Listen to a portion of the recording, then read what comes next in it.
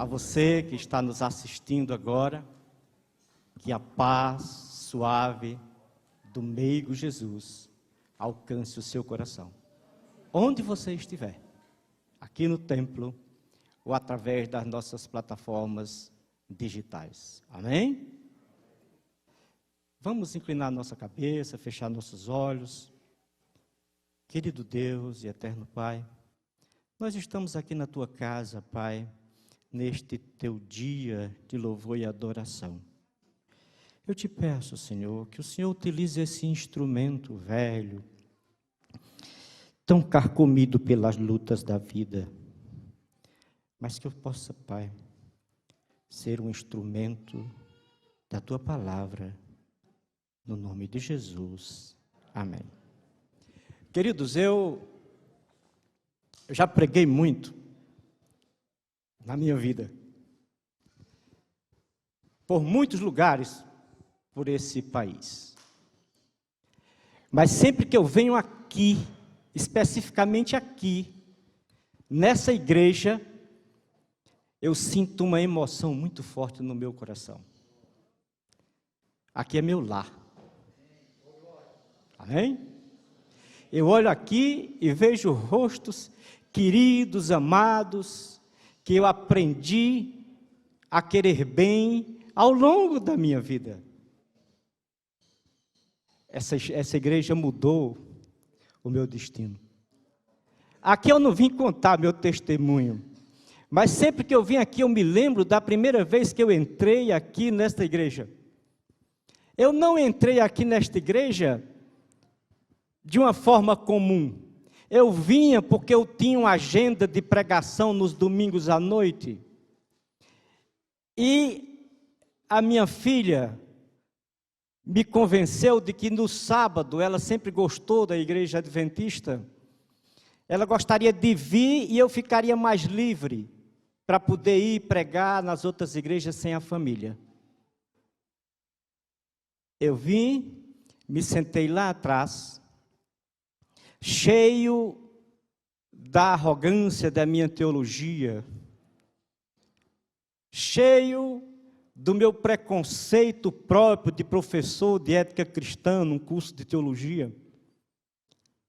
E ali, com Fernando, a minha vida se transformou e eu me tornei adventista. Ah, queridos, é assim que Deus trabalha na vida da gente. Porque a igreja é um lar. A igreja é um lar. Eu conheço uma menina que já andou pelo mundo. Andou pelo mundo. E sempre, seja na Europa, na África, no Oriente, sempre que ela chegava, procurava a igreja adventista. Porque a igreja adventista é um lar. E o lar é o espaço da acolhida, é o espaço da ternura, é o espaço do afeto. O lar é o espaço da manifestação do amor de Deus, porque aquilo que Deus mais quer é amar o outro através de nós, através de mim e através de você. O livro Lar Adventista, ele começa com um capítulo chamado A Atmosfera do Lar, onde a autora nos fala de como os nossos sentimentos e pensamentos e as experiências de vivência que nós possuímos podem alterar o espaço de convivência que nós temos. E ela inicia o livro citando um versículo que eu quero ler com vocês. Provérbios, capítulo 4, verso 23. Provérbios é um livro atribuído a Salomão. Existem 3 livros na Bíblia atribuídos a Salomão, em espaços diferentes da vida dele. O livro Cantares, que é um livro escrito na juventude, que descreve de uma forma de uma beleza extraordinária, o amor humano e o amor de Deus por nós. Escreveu Provérbios, já no espaço da sua maturidade, com o somatório das experiências vividas. E como a palavra de Deus, a Bíblia, a palavra de Deus, os escritores, apesar da sua trajetória humana e da experiência de vida de cada um, foi inspirado pelo Espírito Santo de Deus, que trabalha de acordo com a multiforme graça de Deus. Esse texto é um texto escrito e inspirado pelo Espírito Santo de Deus. E ele diz assim, olha: sobre tudo que se deve guardar, guarda o quê? Guarda o coração, porque dele procedem as fontes da vida. Escuta aqui, amado.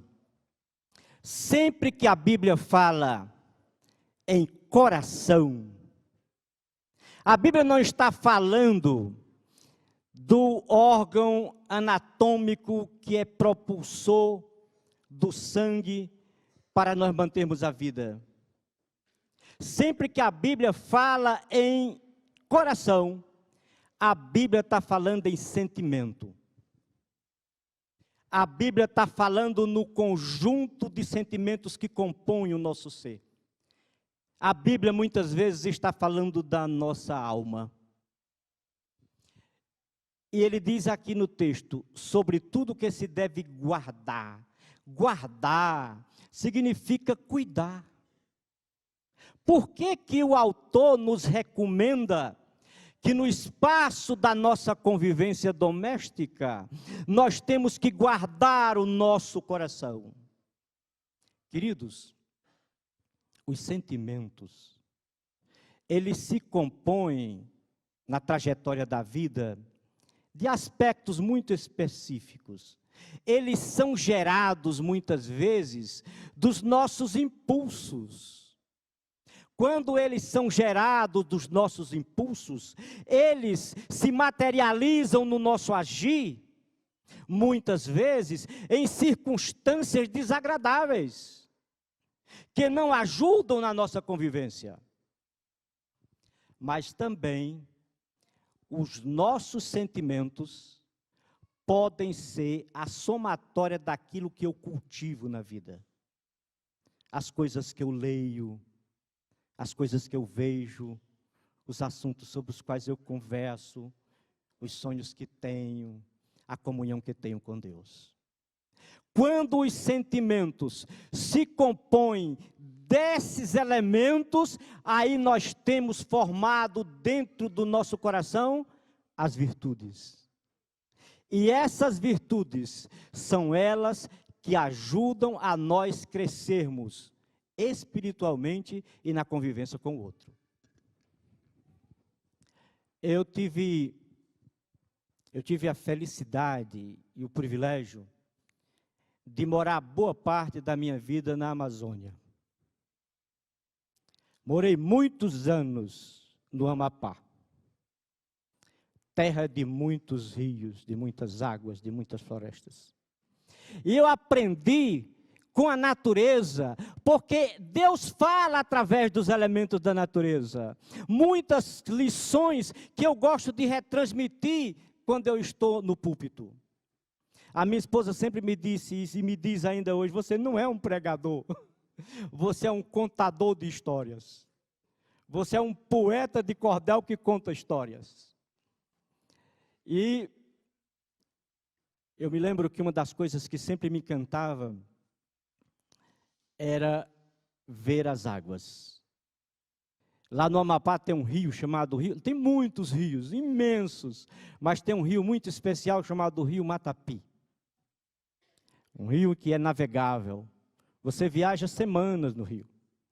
E eu tive o privilégio de conhecer a nascente do Matapi. Interessante.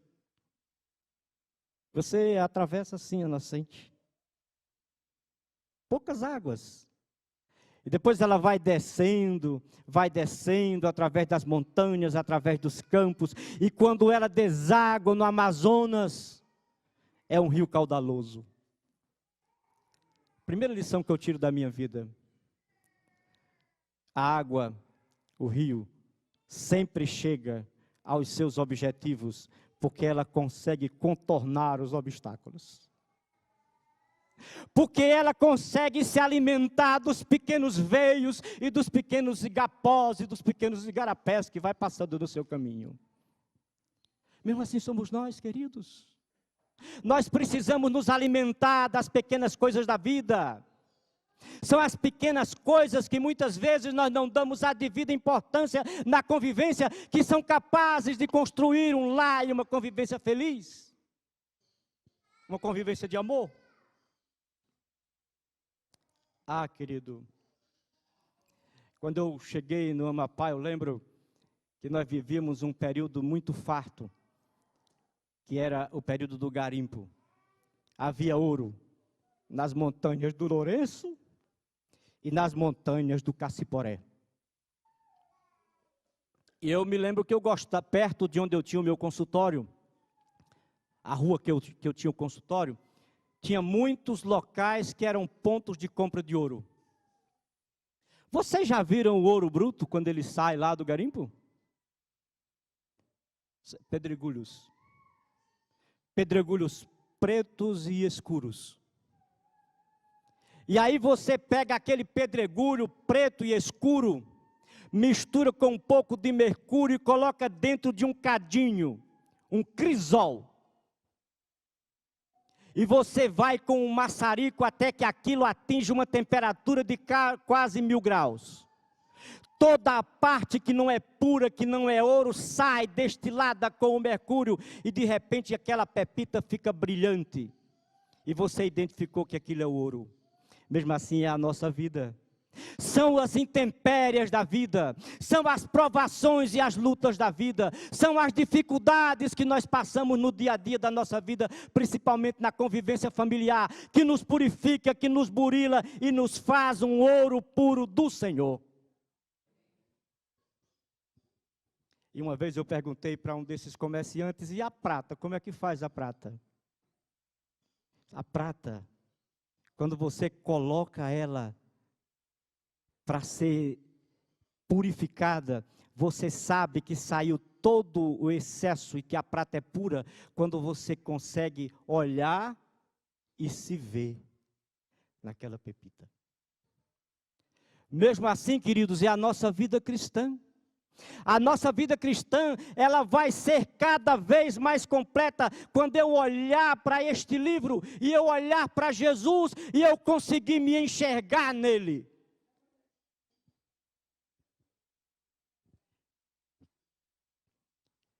A Igreja Adventista tem muitas pérolas literárias que a gente pode aprender com elas.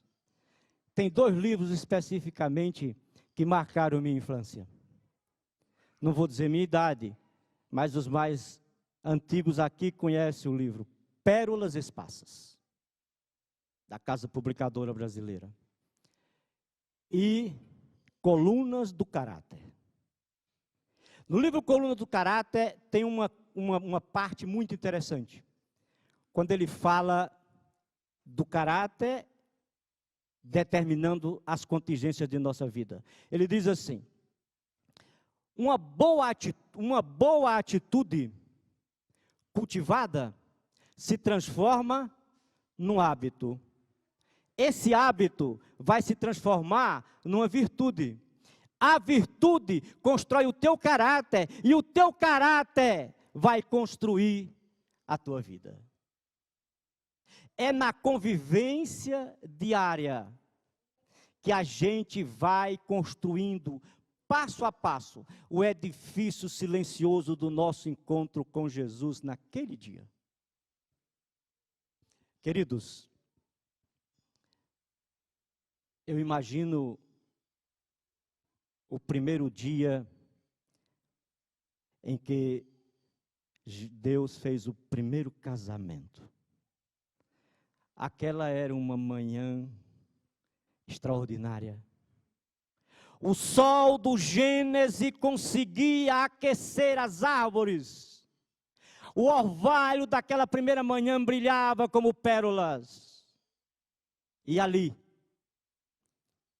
o Senhor uniu os nossos primeiros pais e nasceu ali o primeiro lar da humanidade.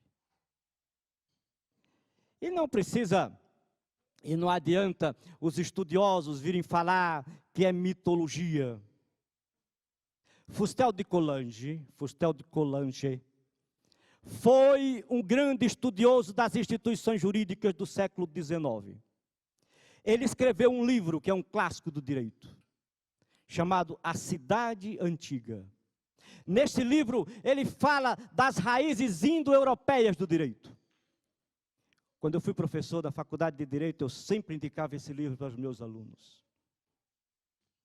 E, no primeiro capítulo do livro, pesquisando todas as instituições indo-europeias, dos povos primitivos, ele identifica como origem das instituições jurídicas, nada mais, nada menos do que o lar.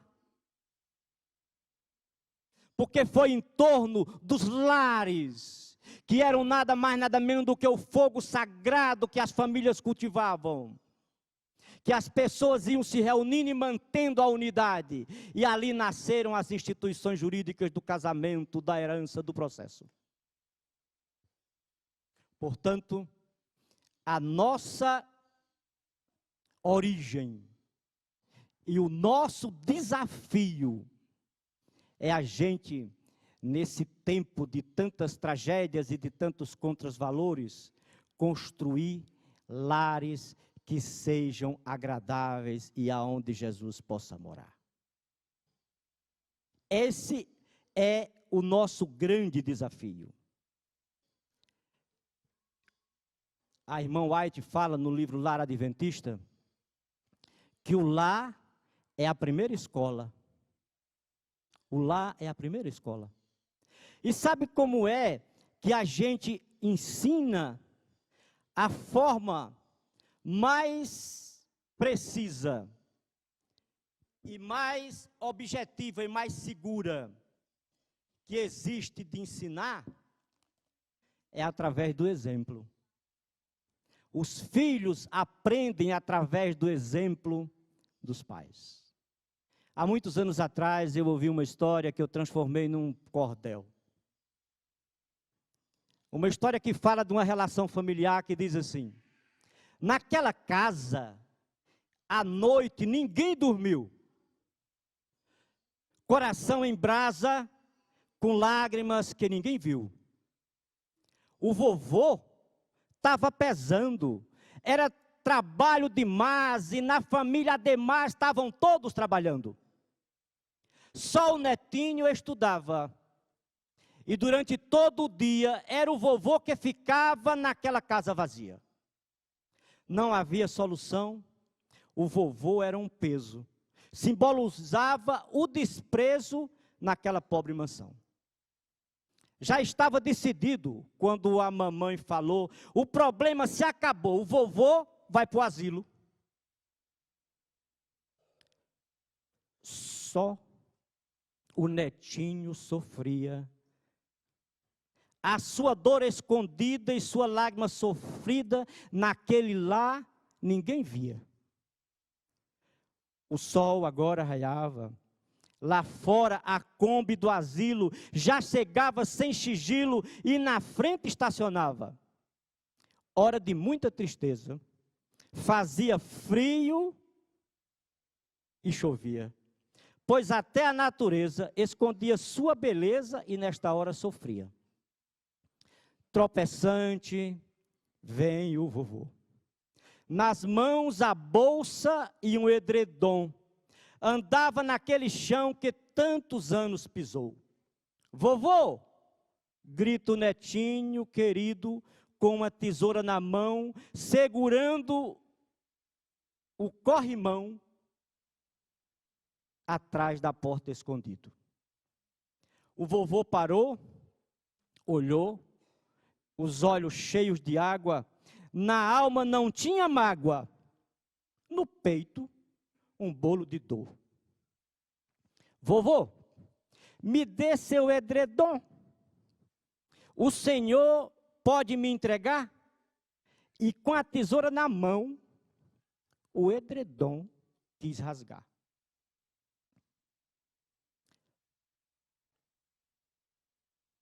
Partiu ele na metade. A outra deu ao velhinho, que olhava para o netinho com um sorriso de bondade. O papai gritou: que é isso? Que atitude é essa? Não atrapalhe o serviço, pois o asilo já tem pressa. Sabe, papai, um dia eu vou casar. E com certeza o senhor ou mamãe, seja quem for, irá comigo morar. Minha mulher pode então não concordar e todo dia pedir e comigo insistir para no asilo lhe botar. Já estou guardando o edredom. Desde agora vou conservar para manter ele bom quando para o asilo o Senhor eu for levar. Aquelas coisas que nós fazemos, elas falam muito mais empolgante e elas entram mais na alma humana do que aquelas coisas que nós dizemos. Porque cristianismo, queridos, é muito mais uma relação nossa com Jesus, que se transmite numa relação com os outros. Conhecer Jesus é, sobretudo, permitir que a sua graça transforme a nossa vida, modele o nosso caráter, nos conduza através dos nossos relacionamentos. Os filhos, queridos, eu aprendi que a gente precisa dar para eles 3 coisas. Dá para eles raízes. E raízes são princípios. São princípios. Esses princípios são a guarda do sábado, o respeito ao próximo, a solidariedade humana, ser fiel a Deus em todas as situações. Dá para eles princípios. Dá para eles raízes, que é para eles saberem de onde eles estão vindo. De onde saíram. Depois você tem que dar para eles asas. Asas. O Salmo 127, no verso 4, diz que os filhos são flechas. O poeta do Líbano, Khalil Gibran, num livro maravilhoso chamado O Profeta, onde o profeta passa anos e anos na cidade de Orfalace, e no dia da despedida as pessoas se reúnem na praça, e as pessoas começam a perguntar coisas, e Almitra pergunta para ele: o que você diz dos filhos? E ele, parafraseando o Salmo, diz assim: vossos filhos não são vossos filhos. São os filhos e as filhas da ânsia de vida por si mesmo. Vêm através de vós, mas não de vós. E embora vivam convosco, não vos pertencem. Vossos filhos são flechas. Vós sois o arqueiro. A única coisa que vós podeis fazer é determinar pela ação do seu braço a trajetória da flecha no céu. Queridos, e a outra coisa que nós devemos dar para os nossos filhos são motivos. Motivos para eles ficarem. Motivos para eles voltarem. Porque o lar é o lugar aonde você pode sempre voltar. Sempre que lá fora as coisas não derem certo. A gente tem que preparar os nossos filhos de tal maneira que eles entendam que o mundo faz ofertas. E muitas vezes são ofertas envelopadas. Uma certa vez eu vi o pastor Enfarabem contar uma história. Ele estava no ponto de ônibus e chegou uma senhora com um pacote de presente. Conhece essa história? Era um pacote de presente muito grande. E todas as pessoas observaram aquele pacote de presente e de repente chegou um garoto e disse: senhora, está pesando, eu posso segurar o pacote para a senhora enquanto a senhora espera o ônibus? Ela disse: pode sim. Ele correu com o pacote. Aí todo mundo, pega ladrão, e ele saiu correndo e a mulher começou a rir. Aí as pessoas perguntaram para ela assim: mas por que você está rindo? Ele acabou de levar o seu presente, o seu pacote. Se eu estou rindo, porque eu estou imaginando quando ele lá for abrir aquele pacote.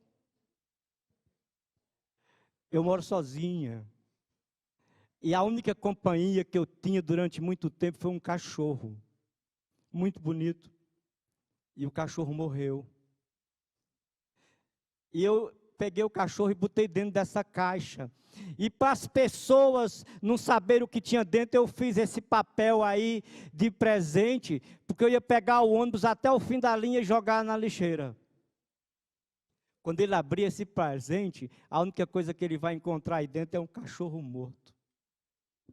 Mesmo assim, são as ofertas do mundo, muitas vezes, lá fora que a gente recebe. Não passam de cachorro morto.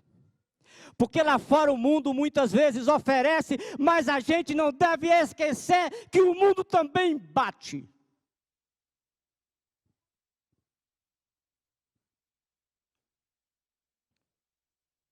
O mundo bate.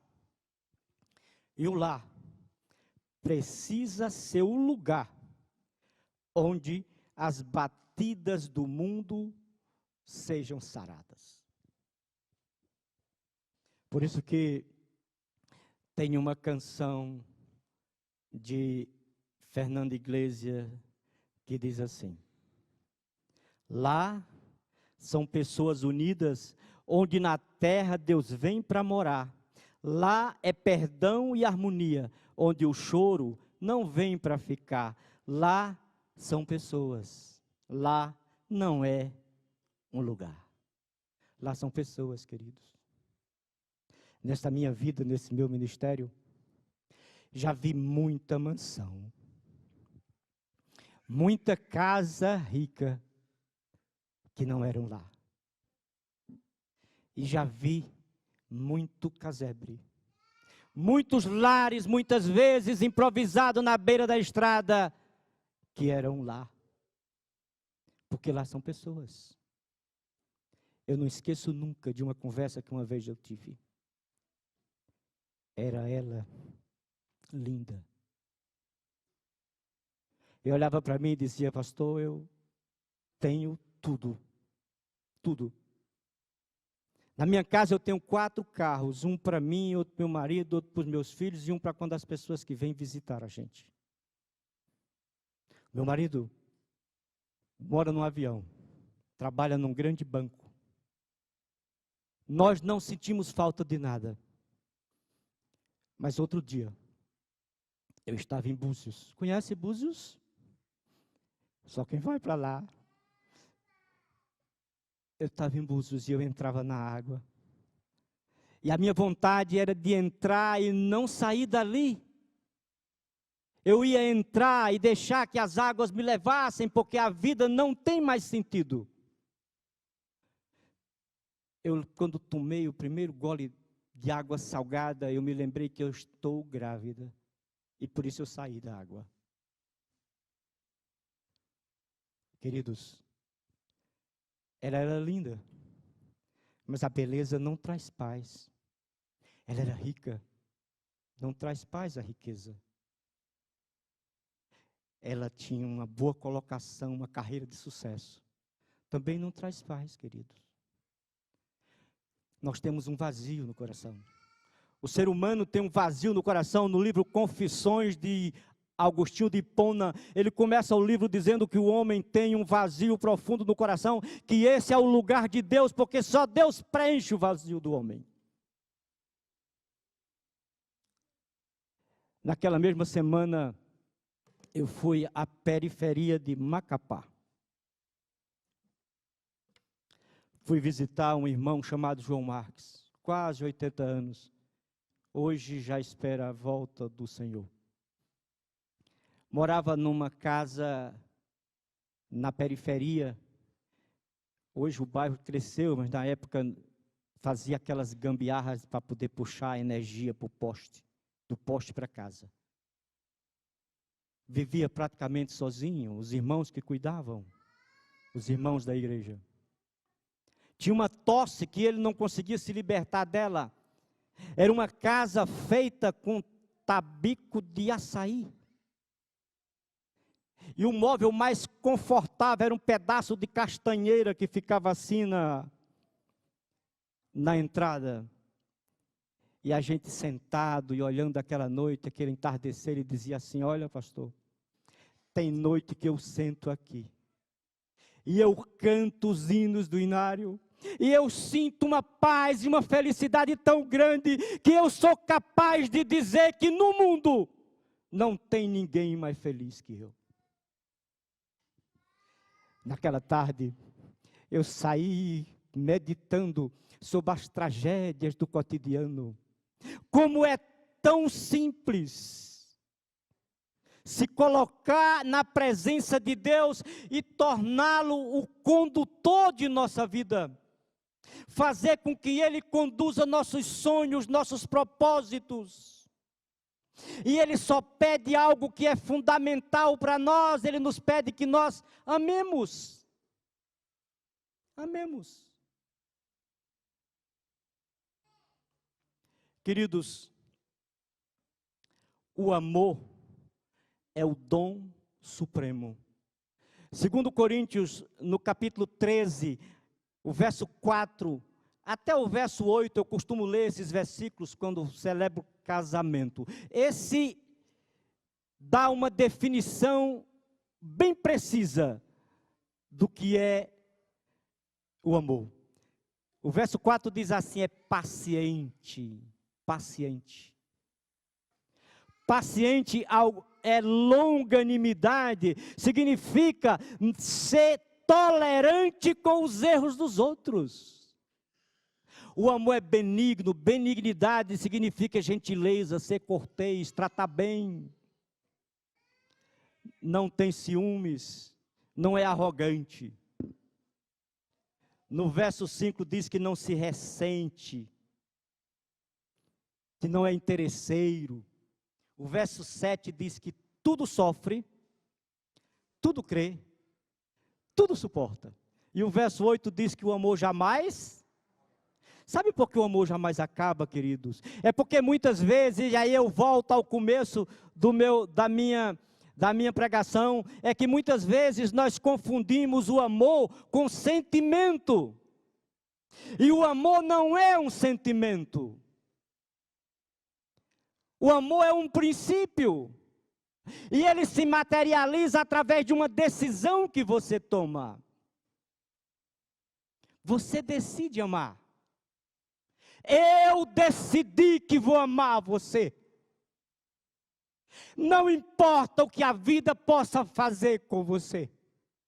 Não importa quais são as experiências que você vivenciou e quais foram as características que foram impressas no seu caráter. Eu vou amar você. Uma vez eu estava no interior, eu tinha sido convidado por um pastor de uma denominação pentecostal para fazer lá uns dias de oração. E eu notei que sentado lá no canto tinha um senhor já bem idoso, que sempre que estava pregando chorava, ficava lá sentado, não via no apelo, mas sempre chorava. E eu descobri que era o pai do pastor. E na beira do rio, a gente estava tomando banho numa manhã, eu perguntei pelo pai dele. que ficava sempre sentado. Disse: pastor, quando nós éramos crianças, ainda muito pequenos, o meu pai matou a minha mãe.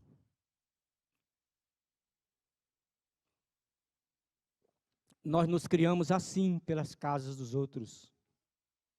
Eu me criei pelas casas dos outros. Até que um dia eu tive a graça de ter encontrado Jesus. Isso mudou minha vida. 25 anos depois, eu não sabia nem como era o rosto dele mais, nunca mais o tinha visto. Eu soube que ele estava saindo da cadeia. A sua pena havia sido cumprida. E quando ele saiu das portas daquele presídio, eu estava lá, esperando por ele. O recolhi, levei para minha casa. Se o senhor pergunta se eu não tenho mágoas, se o senhor pergunta se eu não tenho coisas tristes impressas no meu coração, tenho. Mas eu aprendi com aquele Jesus que, quando estava pregado da cruz, diz: Pai, perdoai-lhe, porque não sabe o que fazem. Que amar é decidir pelo lado de Deus. E hoje, aquilo que eu mais quero é ver o meu pai convertido, descendo as águas, e quando ele fechar os olhos, possa ser encontrado também um dia, quando nós estivermos na glória. Porque amar, queridos, é decisões. Amar é, sobretudo, dar a alguém a paz que o mundo tira. Isso que é amar. Portanto, lá é onde nós poderemos fazer o exercício de amor no cotidiano. Eu sei que é muito difícil, às vezes, amar. Às vezes tem dia que a mulher amanhece, briga até com as paredes. Às vezes tem dia que você amanhece, está preocupado, não dormiu direito, não tem preocupação. O homem muitas vezes não consegue conversar. Eu sei que às vezes nós temos problemas na convivência, mas nós, como cristãos, temos a decisão de que nós devemos amar. Eu tinha um casal de irmãos nossos, adventistas, que ele já era bem idoso, ela também, e ela conversava comigo um dia, que trazia muitas mágoas no coração.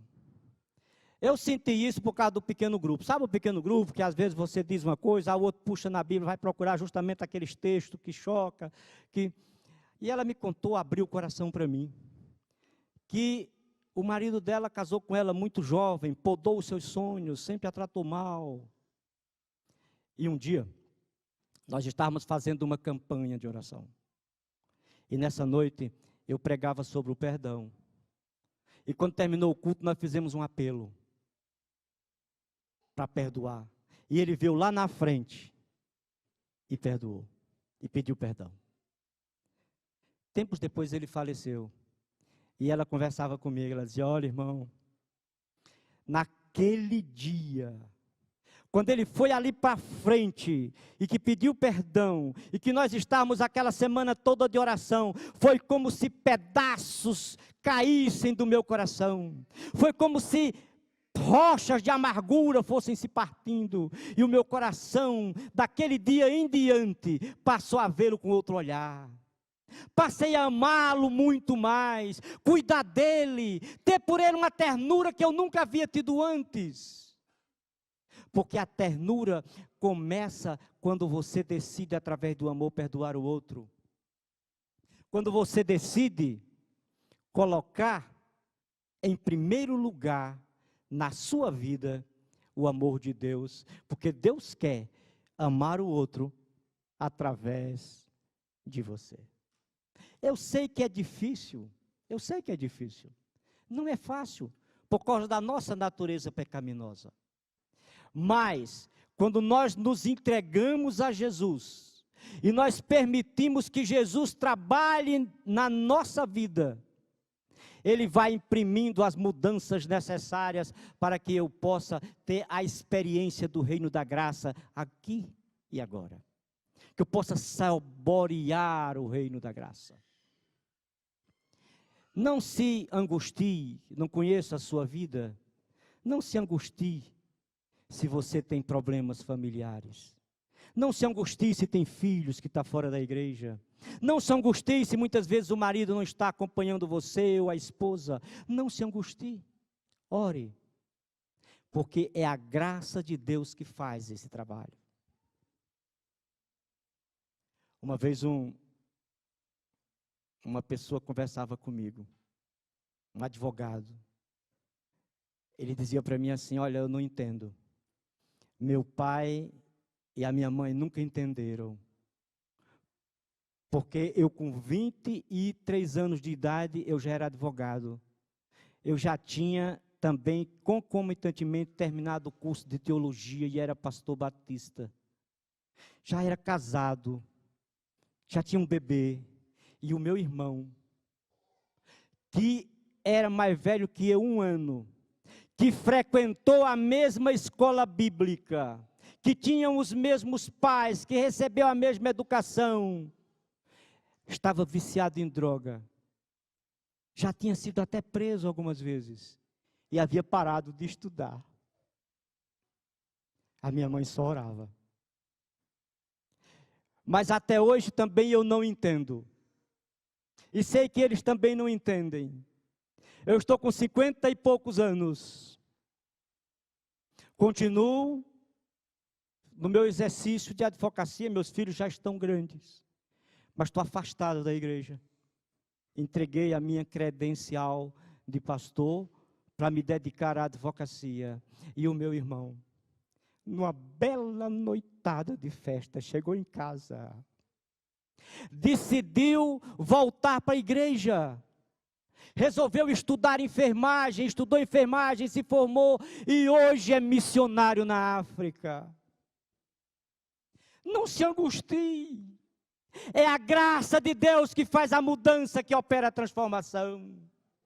É a graça de Deus que trabalha no coração, quando você se coloca à disposição para que Deus faça do seu coração a habitação onde Ele quer morar, porque lá são pessoas, lá não é o lugar. Que lá você está sendo?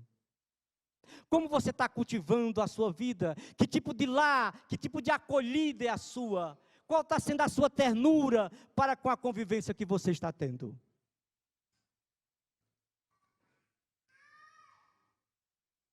Queridos, aquela cena nunca vai ser esquecida. Era uma noite de pregação.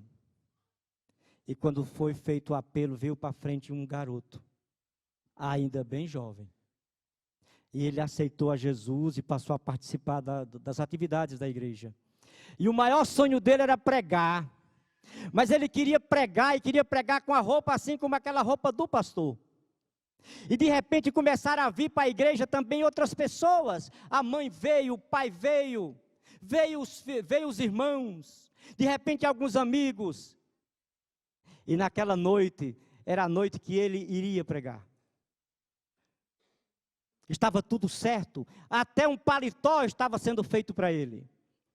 E eles estavam jogando bola no campo de futebol, que tinha uma linha de trem, e do outro lado da linha de trem tinha um alambrado, e a bola caiu do outro lado do alambrado, e ele pulou o alambrado para pegar a bola, e o trator que estava fazendo ali a limpeza, por não haver visto a movimentação, passou por cima dele. O que é que diz um pastor nesta hora? O que é que você faz para consolar o coração de alguém que está entrando na igreja no momento desse? E após a oração fúnebre, a mãe entrega o dízimo. Diz: pastor, não deu para ir para a igreja, por causa do acontecido, mas aqui está meu dízimo. E agora, pastor, eu entendo. Agora eu entendo o que Deus sentiu quando Ele deu o Filho dEle para que eu e a minha família não perdêssemos o céu. Eu estou triste, mas esse menino foi uma bênção nessa casa. Quando ele começou a conhecer a palavra de Deus, a transformação foi profunda. E foi um sinal tão divino da presença de Deus, de Jesus na nossa família, que é impossível ficar triste e não ter esperança. Triste pode ficar, mas a esperança faz parte do cristão. Porque se existe algo que Deus sente por mim e por você, é amor. Deus sempre vai me amar, sempre vai amar você. Se existe alguém aqui nesta manhã, que tem filho, que está fora da igreja, que você quer que volte para a igreja, que você ora por ele, querido, vem aqui, eu quero fazer uma oração por você, pelo seu filho. Se tem mãe, se tem esposa, que tem marido, que não está na igreja, vem aqui na frente. Se você, querido, tem algum problema de convivência que você não tem conseguido, você tem orado, você tem pedido, vem aqui na frente. Você que não é adventista, que foi convidado, você que quer sentir essa presença maravilhosa do Deus da vida na sua vida, vem aqui para frente. Saiba que Deus ama você. Carlos agora vai cantar uma canção. Nós vamos ficar aqui. Carlos vai cantar uma canção. É uma canção que diz que Deus nos ama, como ama seu filho, como ama seu esposo. Deus ama você, apesar dos problemas. Eu não sei, querido, o que é que te traz aqui, mas o que eu sei é que o amor de Deus é suficiente para nos abraçar.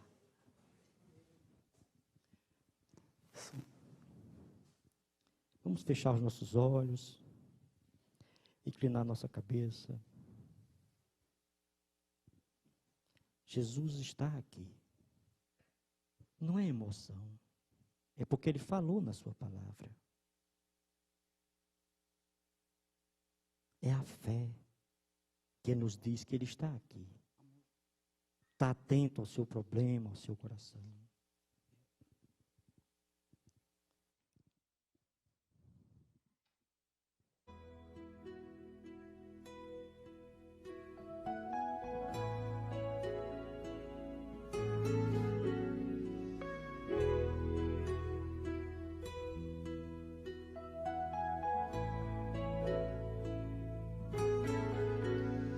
Ao nascer, eu ouvi você chorar e pude até sentir seu coração pulsar.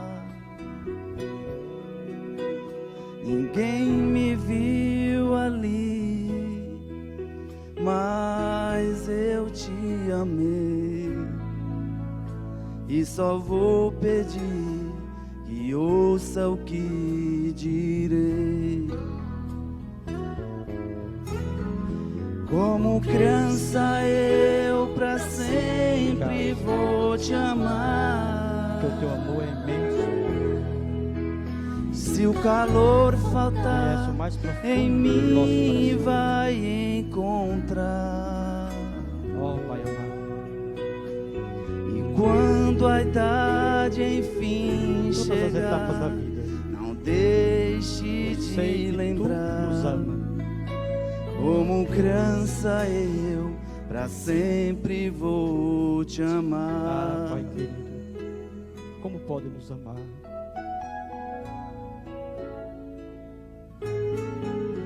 Pude ouvir a primeira oração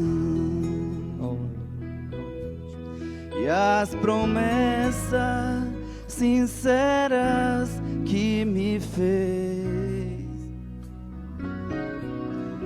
Um dia então prostrou-se, dizendo A que tua misericórdia é pecou. infinita, Pai. Perdoa nossos pecados. Te dei a mão Nos e o conduz. tempo então voltou. Como criança eu pra sempre vou te amar. E se o calor faltar, em mim vai encontrar. Pai querido, teu coração é o nosso lar. E quando a idade enfim chegar, não deixe de lembrar. Como criança eu pra sempre vou te amar. Como criança eu pra sempre vou te amar. E se o calor faltar, em mim vai encontrar. E quando a idade enfim chegar, não deixe de lembrar. Como criança eu pra sempre vou te amar. Como criança eu pra sempre vou te amar. Pai do céu, essas pessoas que estão aqui, Pai, nós estamos aqui porque nós cremos no Teu amor por nós, Pai, que se materializou naquela cruz, naquele sangue que foi derramado, Pai. Aqui tem mães, esposas, maridos, filhos Teus, Pai, carentes da Tua presença na vida de cada um, Pai. Portanto, Pai querido, que todo o pedido que aqui foi feito, Pai, que os anjos que estão aqui levem-nos ao trono da Tua glória e retornem em forma de bênção para o lar e para a vida de cada um, Pai. Nós te pedimos isso, Pai querido, no nome santo do Teu Filho Jesus. Que o Senhor nos abençoe e nos guarde.